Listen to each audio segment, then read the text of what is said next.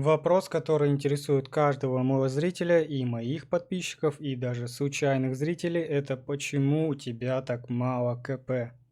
От себя могу добавить то, что я действительно мог иметь больше КП на этот период времени, если бы не произошли ряд событий, связанных с КВК, в которых я участвовал.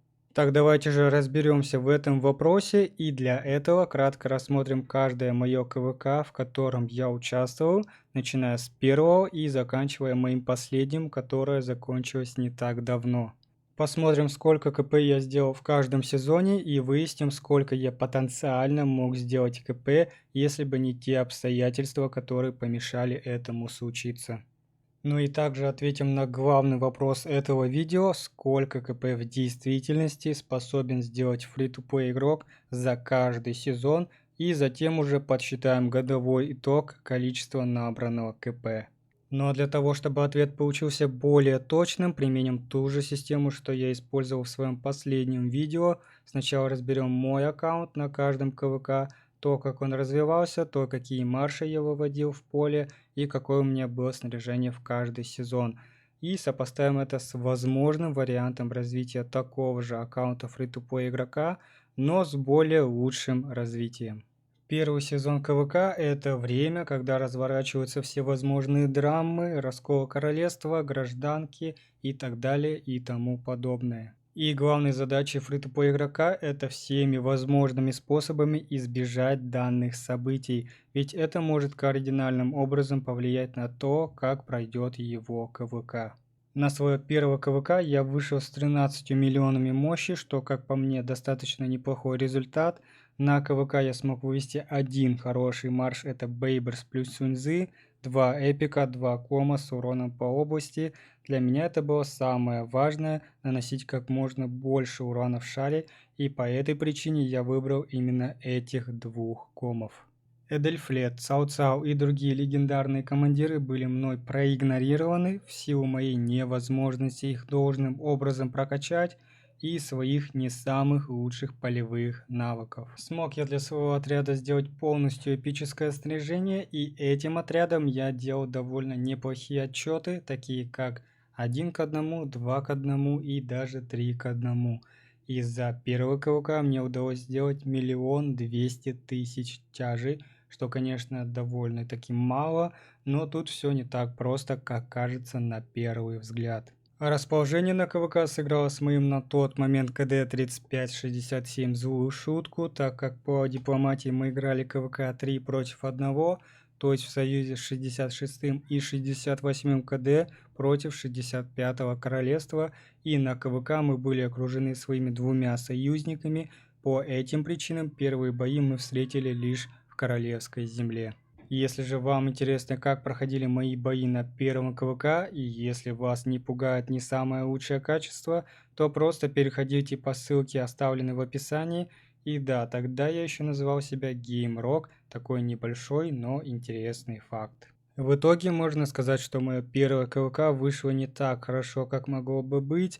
Набил я всего 12 миллионов КП, но несмотря на это, в отряде Бейбер Сунзы я не разочаровался и могу порекомендовать его как опцию для своего одного марша на первое КВК фри-то-плей игрокам. И тут мы переходим к нашему лучшему аккаунту фри-то-плей игрока, что же он может сделать в случае, если все факторы будут на его стороне. В этом я имею в виду, что в нашем разборе наш игрок будет находиться в хорошем, донатном и активном КД, в котором не будет происходить всевозможных драм, расколов и так далее. И до первого КВК единственное, чем будет заниматься наш игрок, это своим развитием. На первого КВК с учетом хорошего и спокойного развития фри-то-плей игрок на данный момент игры сможет сделать от 14 до 17 миллионов мощи, то есть хорошо прокачать свою академию, а именно боевые технологии. По части командиров, то тут с появлением обмена у игроков развязались руки по отношению прокачки легендарных командиров на первое КВК, поэтому представим, что наш фри-то-плей игрок прокачал себе одного легендарного командира с таверны. А с учетом того, что в КД у него все было спокойно, то и голов он смог набрать достаточно, чтобы прокачать командира хотя бы на 5-5-1-1 и к нему в пару добавить эпического командира. Но с одной оговоркой, что для коней на первой КВК хороших командиров практически нету. Сао я бы не рассматривал как полевика, тем более фри-то-плей игрок сможет прокачать его лишь на 3 пятерки 1, это в лучшем случае, но куда лучше уже взять двух экспертных эпиков и сохранить свои золотые головы для лучшего командира на втором КВК. А в случае лучников и пехов, то здесь выбор более разнообразнее, но порекомендовать я могу лишь двух комов.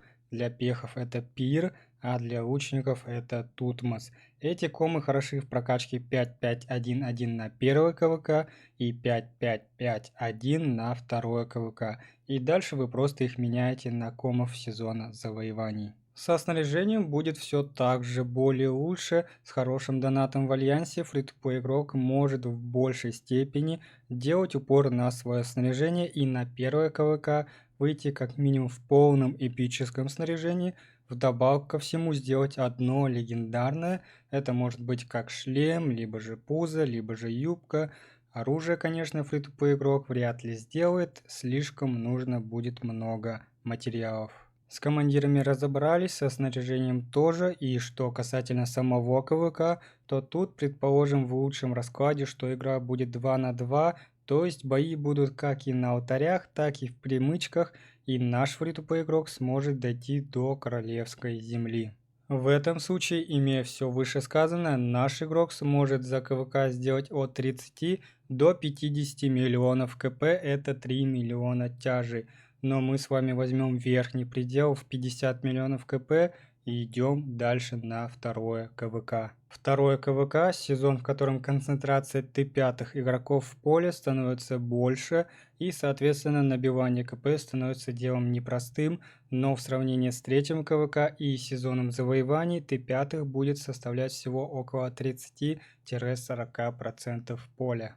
На второе КВК я вышел с 20 миллионами мощи, показатель достаточно неплохой, как по мне. Что касательно снаряжений и командиров, то тут уже я решил потратить свои золотые головы и прокачать Саладина, сделав его 3 пятерки 1 как полагается. Ну вот, снаряжение тогда на нем было отчасти не самым лучшим, и лишь к концу КВК, как я помню, я смог сковать ему легендарную рукавицу, а все КВК я бегал вот в таком вот снаряжении. Выводил в поле с Саладином я Бейберса, считаю его лучшим вариантом, так как другого выбора у меня просто не было. Этель тогда у меня еще была не экспертной, а ставить кого-то другого не было вообще никакого смысла. Набил за второй КВК я 1 миллион 800 тысяч тяжей, что хорошим показателем не является, но супер ужасным назвать его также нельзя. В целом, второе КВК для меня прошло лучше, чем первый КВК, это 100%, но не обошлось и без драм. На КВК мы играли 2 на 2, и в определенный момент нас предал наш союзник, из-за чего КВК было для нас проиграно. В нашем же случае для нашего фри-то-плей игрока все сложится как никогда лучше, и на второй КВК наш игрок сможет поднять мощь до 25 миллионов. А это означает, что его боевые статы в Академии стали еще лучше. Играть КВК он будет также 2 на 2, и его КД сможет забрать под контроль все дополнительные зоны и впоследствии выйти в Королевскую землю.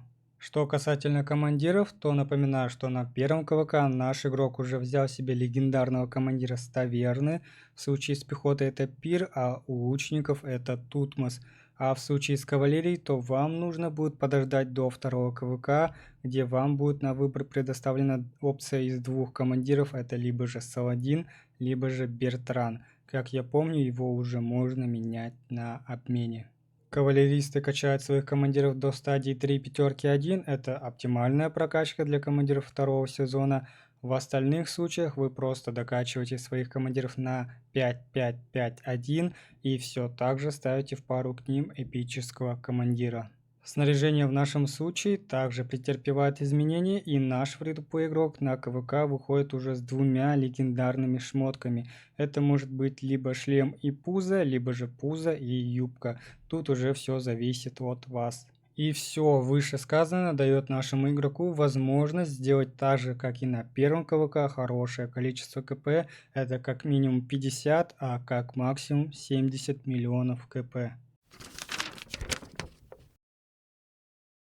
Неоднозначная КВК, которая с одной стороны предшествует к началу перехода во взрослую игру, проверяя тебя на прочность, но с другой стороны из-за своей механики не изобилует боями, что, конечно, не самым лучшим способом повлияет на набивание КП.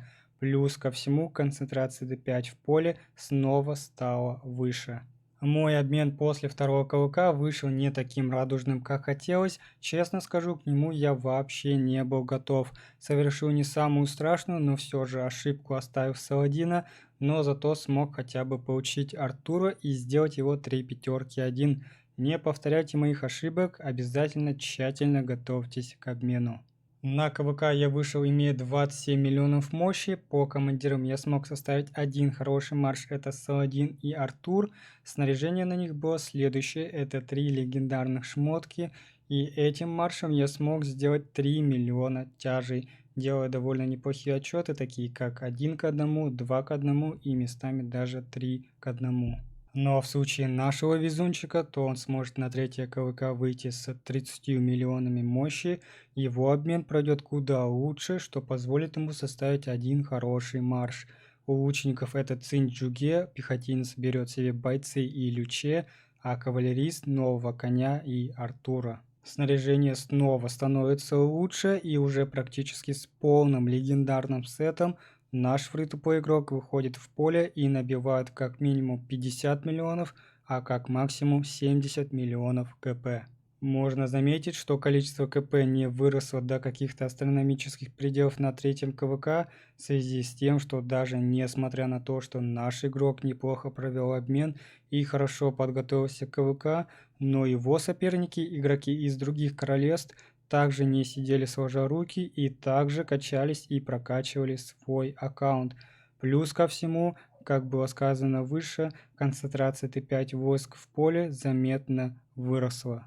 Ну и наконец-то наступает долгожданный момент выхода в сезон завоеваний, последний этап, после которого можно будет подвести итоги набитого КП за год игры. В сезон завоеваний я вышел с 37 миллионами мощи, без Т5 и без 10 технологий, и в тот момент я отказался от марша Саладин Артур, так как понимал, что данный марш не сможет составить конкуренции в поле, и было решено сделать жанку 5-5-3-3 и выводить ее с Артуром.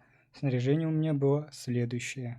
Самое важное, что я могу отметить, так это то, что на КВК нам попался довольно сильный и, можно сказать, неравный соперник, это КД 35-35, и против них единственное, что я мог сделать, это отчеты 1 к 1 в самом лучшем случае. Само КВК прошло хорошо, его мы с помощью наших союзников смогли выиграть, но конкретно для моего аккаунта и моей статистики данное КВК не стало чем-то невероятным, ведь набить я смог всего 3 миллиона тяжей за все КВК. И даже тут наш фри-то-плей игрок будет на высоте, но с одной оговоркой. Все же это сезон завоеваний, этап не похожий ни на первое, ни на второе, даже на третье КВК.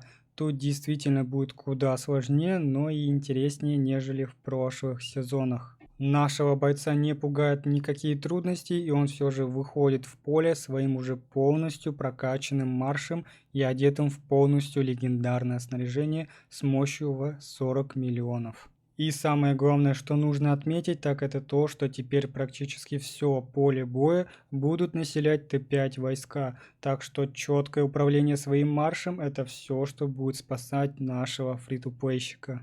Но в нашем разборе наш игрок практически идеален, поэтому с управлением у него не будет никаких проблем, а у его королевства с дипломатией, и играть они будут КВК 2 на 2 без предательств. Таким образом, учитывая все выше, можно предположить, что за КВК наш игрок сможет одним отрядом сделать как минимум 50 миллионов, а как максимум 80 миллионов КП. И вот мы с вами добрались до конца, где мы с вами подведем все итоги нашего тщательного разбора. Весь путь нашего фри-то-плей игрока шел абсолютно идеальным образом, что на протяжении всех пройденных сезонов, вплоть до сезона завоеваний, наш игрок хорошо развивался, становился с каждым разом все сильнее и сильнее, и практически каждый фактор игры был на его стороне. И за весь этот путь наш фри-то-плей игрок набил немыслимый 270 миллионов КП. И все это с учетом того, что с каждого сезона я взял самый верхний предел возможного набития КП нашим игроком. Наш разбор подходит к своему логическому концу, но перед тем, как закончить данное видео, хотел бы дополнить информацию наш сегодняшний разбор. Мы с вами можем взять еще один отыгранный сезон в сезоне завоеваний, еще одно отыгранное КВК. Это делается для того, чтобы как раз таки попасть в эту точку 1 года игры. Потому что мы играем первый сезон, второй, третий сезон завоеваний. И когда мы входим в сезон завоеваний и отыгрываем тут КВК, у нас выходит, как я помню, не ровно год игры, а чуть меньше.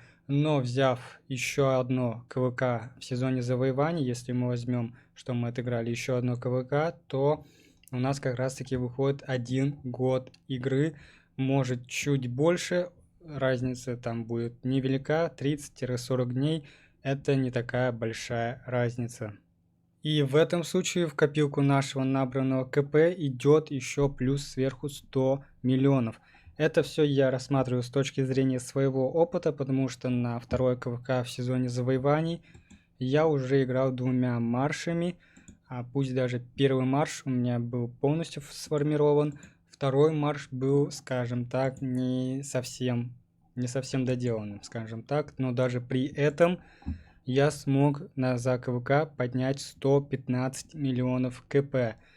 И поэтому, в нашем же случае, в случае нашего разбора, наш активный и в нашем разборе везучий фри-то-плей игрок точно сможет сделать 2 хороших марша, одетых полностью легендарное снаряжение, и он точно сможет набить 100 миллионов, даже давайте возьмем верхний предел, это 150 миллионов КП. И складывая это с тем количеством КП, которое у нас на данный момент уже имеется, это 270 миллионов КП, у нас получается 420 миллионов КП за год игры. На своем канале в записи я выкладывал вопрос о том, сколько КП может набить фри-то-плей игрок с учетом того, что все факторы будут на его стороне. И вы мне ответили, что около 500-600 миллионов. Кто-то написал лярд. В это число пока что я не совсем верю, точнее вообще не верю почему-то в это число. Лярд КП это слишком, как мне кажется, много для фри-то-плей игрока за год игры. Даже с учетом всех макрофакторов, которые мы сегодня в этом видео разобрали. Это слишком много.